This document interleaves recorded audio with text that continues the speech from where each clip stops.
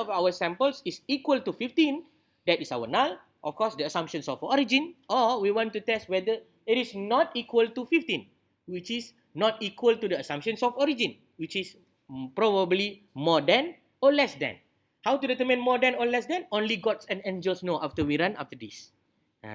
Okay, the next one, we got the second step. What is step number 2? Step number 2 is alpha. Based on the Jumhur Ulama, they suggest at least we set at 0.05. If you want to set it much more lower, up to you, because this is your research, not my research. Okay, after that, step number 3. Step number 3, actually, we need to run or calculate.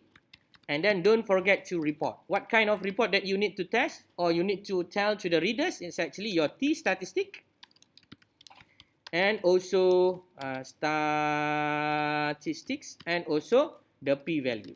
So your T statistic should be given as follows, and then your p-value also need to be given. And then the step number 4, it's you making a decision. So decision is only 2.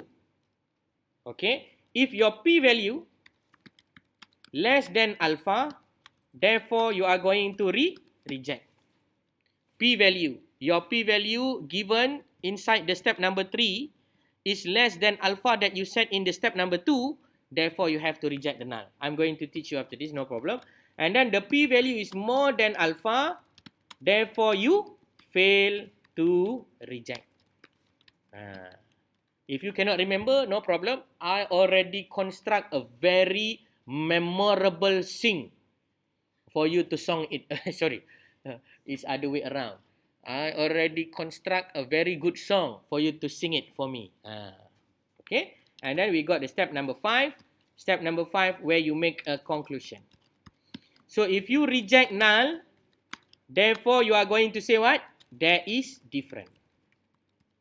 Okay, if you fail to reject null, therefore you are going to say there is, that's good, there is no difference.